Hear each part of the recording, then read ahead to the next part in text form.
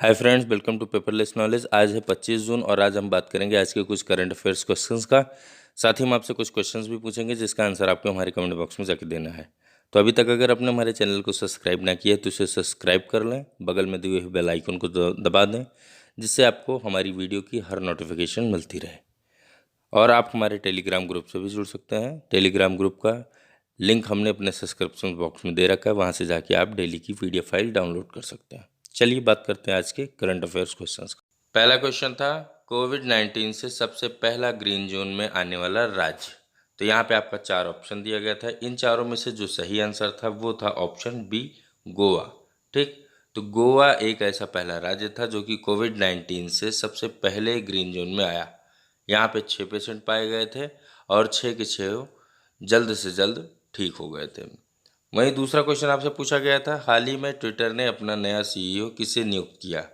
तो यहाँ पे आपका 4 ऑप्शन दिया गया था। इसमें आपका जो सही आंसर था वो है option B, Jack Dorsey. Jack Dorsey को ट्विटर ने अपना नया CEO नियुक्त किया था। ठीक, और यहाँ पे बात की गई ऑप्शन बी में पैट्रिक पिचेट की बात की गई है। ऑप्शन सी, तो पैट्रिक पिचेट इस समय ट्विटर के नए अध्यक्ष के रूप में पदभार ग्रहण किए हैं। ठीक, चलिए बात करते हैं नेक्स्ट क्वेश्चन का। तो नेक्स्ट क्वेश्चन है हमारा, किस बैंक के पार्टनर अफोर्ड प्लान के साथ स्वास्थ्य कार्ड लॉन्च करेंगे। यहाँ पे आपका 4 ऑप्शन दिया गया है। इनमें से आपका जो सही आंसर है वो है option D, yes bank. Yes bank का आपने नाम सुना होगा। अभी हाल ही में जो बैंक में मॉनिटोरियम हुआ था वो यस बैंक के साथ ही हुआ था। तो यस बैंक का नाम आता है। आपको बता दें कि इसके भूतपूर्व CEO मिस्टर राणा कपूर जी थे। वर्तमान में इसके जो CEO और MD बनाए गए हैं वो मिस्टर प्रशांत कुमार जी को बनाया गया है। ठीक, चलिए बात करते हैं यस बैंक की। तो यस बैंक ने फिटनेस स्टार्टअप अफोर्ड प्लान के साथ स्वास्थ्य कार्ड लॉन्च करने के लिए प्रस्ताव पारित किया है और यह एक ब्रांडेड हेल्थ केयर कार्ड होगा जो कि रियायती दर पर स्वास्थ्य सेवा प्रदान करेगा। ठीक, यस बैंक के वॉलेट ने ऐप पर मर्चेंट पार्टनर्स को भुगतान करने के लिए वॉलेट QR स्कैनर क्षमता भी ये जो है लॉन्च कर दी है। उसके लिए एक स्कैनर जो वहाँ पे QR कोड होता है वहाँ से आप स्कैन करके और इसका पेमेंट आप कर सकेंगे, जो कि अफोर्ड प्लान स्वास्थ्य पर एकीकृत किया गया है।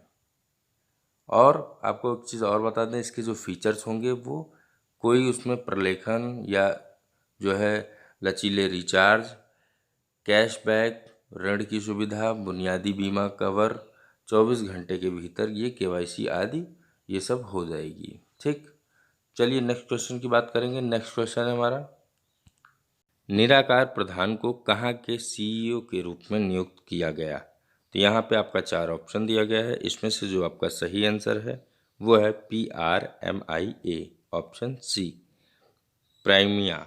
ठीक, तो निराकार प्रधान को PRMIA इस जगह का CEO नियुक्त किया गया है। आपको बता दें कि PRMIA पेशेवर जोखिम प्रबंधकों के अंतर्राष्ट्रीय संघ, इसका पूरा आप नाम कह सकते हैं। ठीक, फिर से बोल दे रहा हूँ, PRMIA का पूरा नाम पेशेवर जोखिम प्रबंधकों के अंतर्राष्ट्रीय संघ। ठीक, तो पेशेवर जोखिम प्रबंधकों के अंतर्राष्ट्रीय संघ के नए CEO के रूप में निराकार प्रधान जी को नियुक्त किया गया और इन्होंने SBI और भारत और यूरोप में जनरल ग्रुप की टीमों का नेतृत्व किया था इसके पहले। ठीक, और आपको एक चीज़ और बता दें कि PRMIA एक गैर लाभकारी मान्यता प्राप्त वैश्विक संघ है और जिसका उद्देश्य जोखिम प्रबंधन में सर्वोत्तम प्रथाओं को बढ़ावा देने का है। इसकी स्थापना 2002 में हुई। कब हुई? 2002 में। और इसका मुख्यालय विलिंगटन USA में है। ठीक, और इसके बोर्ड के जो सदस्य हैं इस समय वो डेविड कोलमैन, लक्ष्मी श्याम सुंदर और टॉम विल्सन हैं। चलिए नेक्स्ट क्वेश्चन की बात करेंगे। नेक्स्ट क्वेश्चन है हमारा, वित्त मंत्रालय द्वारा व्यक्तियों या संस्थानों के योगदान के लिए कौन सा कोष खोला गया है। यहाँ पे आपका 4 ऑप्शन दिया गया है। तो इसमें से जो आपका सही आंसर है वो है ऑप्शन बी, NDRF। ठीक, तो NDRF कोष खोला गया है। NDRF मतलब नेशनल डिजास्टर रिस्पांस फोर्स, इसका हिंदी होता है राष्ट्रीय आपदा प्रतिक्रिया कोष। तो आपको बता दें कि NDRF में व्यक्तियों या संस्थानों से योगदान के प्रस्ताव पर कोई आपत्ति नहीं है और आपदा प्रबंधन अधिनियम 2005 के आधार पर इस प्रस्ताव को स्वीकार कर लिया है। किस अधिनियम के तहत? अधिनियम आपदा प्रबंधन 2005 के आधार पर इस प्रस्ताव को स्वीकार किया गया है। ठीक, NDRF का गठन भी इसी अधिनियम के तहत हुआ था। किस अधिनियम के तहत? 2005 में हुआ था, आपदा प्रबंधन अधिनियम के तहत। ठीक, नोट कर लीजिएगा इसको। NDRF का मुख्यालय कहाँ है? NDRF का मुख्यालय अंत्योदय भवन नई दिल्ली में है। कहाँ पे? अंत्योदय भवन नई दिल्ली। और इसका सिद्धांत क्या है? इसका सिद्धांत है सेविंग लाइफ्स एंड बियॉन्ड। ठीक, सेविंग लाइफ्स एंड बियॉन्ड। और किस मंत्रालय के अधीन है ये? तो ये गृह मंत्रालय के अधीन है, जो कि इस समय उसका कार्यभार अमित शाह जी संभाल रहे हैं। नेक्स्ट क्वेश्चन की बात करेंगे। नेक्स्ट क्वेश्चन हमारा, कौन सा भारतीय राज्य कोविड-19 के लिए आइसोलेशन इकाइयों में परिवर्तित होने वाले रेल डिब्बों का परिचालन करने वाला पहला राज्य बन गया? तो यहाँ पे आपका 4 ऑप्शन दिया गया है, इसमें से आपका जो सही आंसर है वो है ऑप्शन डी, उत्तर प्रदेश।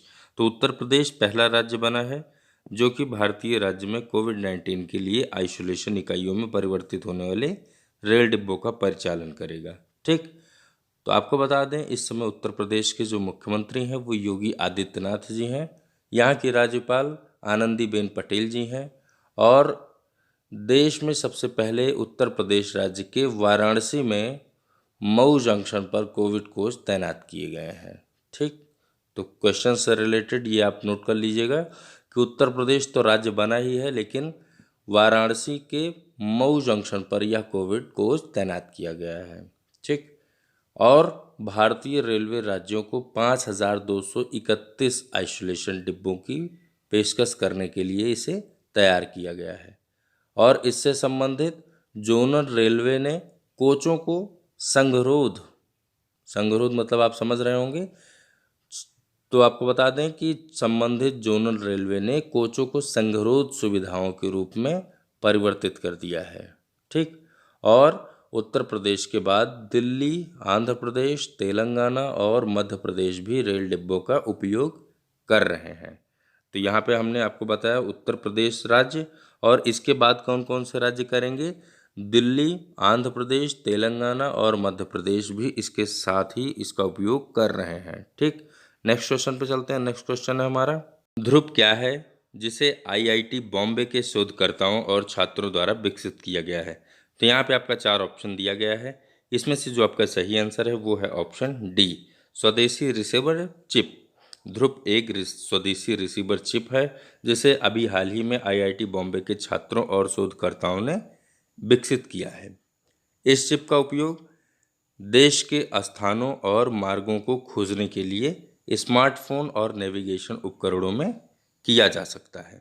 और आपको बता कि यह भारत के नेविगेशन उपग्रहों के NAVIC समूह के साथ साथ अमेरिका के ग्लोबल पोजीशनिंग सिस्टम आधारित उपग्रहों से किसी व्यक्ति के स्थान का सटीक निर्धारण के लिए संकेत प्राप्त करेगा। ठीक, तो यह भारत की बहुत बड़ी उपलब्धि है जो कि IIT बॉम्बे के शोधकर्ताओं द्वारा विकसित की गई है। नेक्स्ट क्वेश्चन पर बात करेंगे। तो नेक्स्ट क्वेश्चन है, निवेश प्रोत्साहन एजेंसी का नाम क्या है जो उद्योग और आंतरिक व्यापार संवर्धन विभाग के तहत कार्य करती है? यहाँ पे आपका 4 ऑप्शन दिया गया है, इसमें से जो आपका सही आंसर है वो है ऑप्शन बी, इन्वेस्ट इंडिया। तो इन्वेस्ट इंडिया उद्योग और आंतरिक व्यापार संवर्धन विभाग के तहत कार्य करती है। ठीक, आपको एक चीज़ और बता दें कि इन्वेस्ट इंडिया को 2009 में स्थापित किया गया था। किसके तहत? आंतरिक व्यापार संवर्धन विभाग के तहत एक गैर लाभकारी उपक्रम के रूप में। ठीक, और यह भारत में निवेश के सेक्टर में विशिष्ट निवेशक लक्ष्यीकरण के रूप में काम करती है और उस पर ध्यान केंद्रित करती है। ठीक, और यह नई साझेदारी भी विकसित करती है। अभी हाल की बात आपको बताऊं तो हाल में ही इसे खाद्य प्रसंस्करण उद्योग मंत्री हरसिमरत कौर बादल ने इन्वेस्ट इंडिया द्वारा डिजाइन किए गए विशेष निवेश खाद्य प्रसंस्करण संस्करण का शुभारंभ किया है।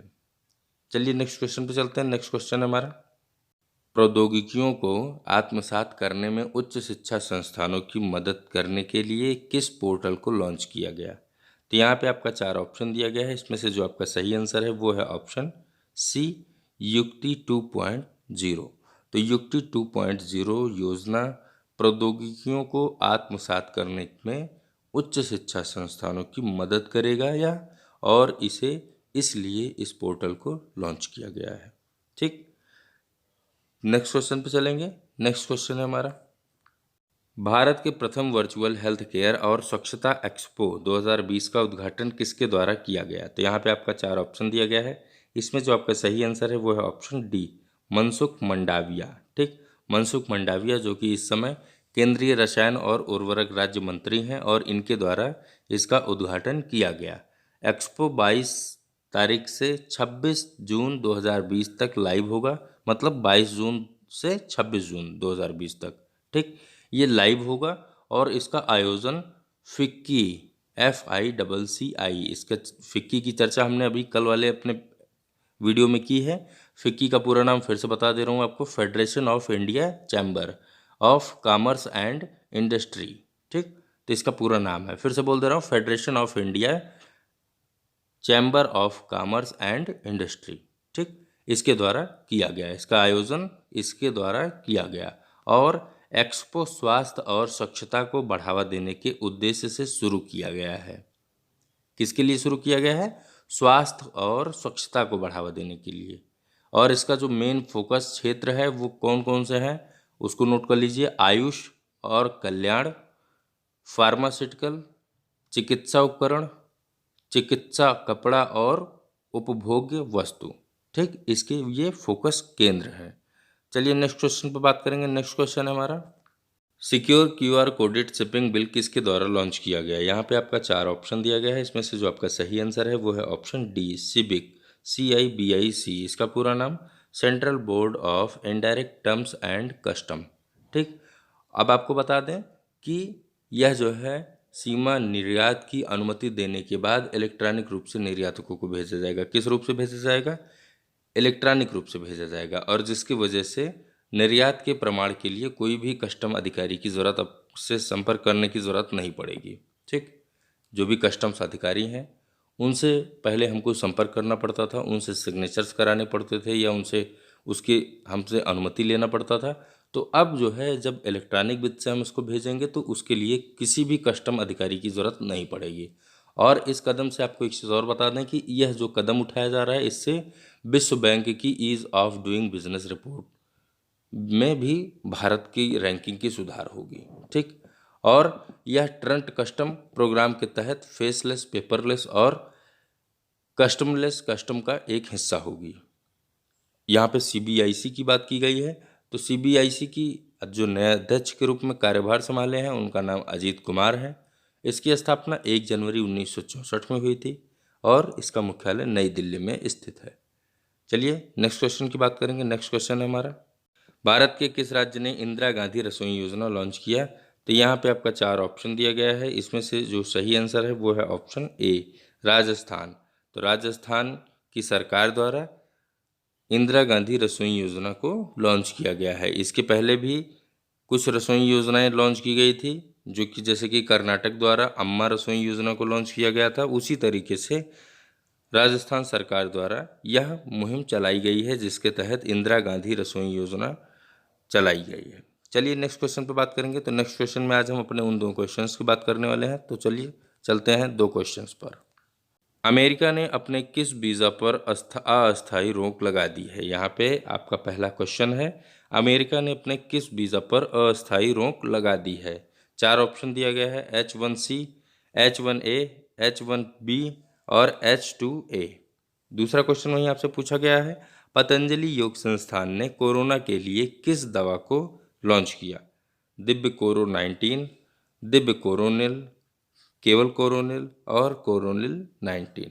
ठीक, तो इसका आंसर आप हमारे कमेंट बॉक्स में जाके अपना आंसर दे सकते हैं। और अगर आपको कोई भी क्वेश्चन नहीं समझ में आता है तो आप हमें कमेंट बॉक्स में कमेंट भी कर सकते हैं। किसी भी क्वेश्चन को पूछने के लिए आप हमसे कमेंट करके बात कर सकते हैं। और दोस्तों, आज के वीडियो में इतना ही। फिर मिलेंगे कल किसी नए वीडियो के साथ एक नए टॉपिक पे।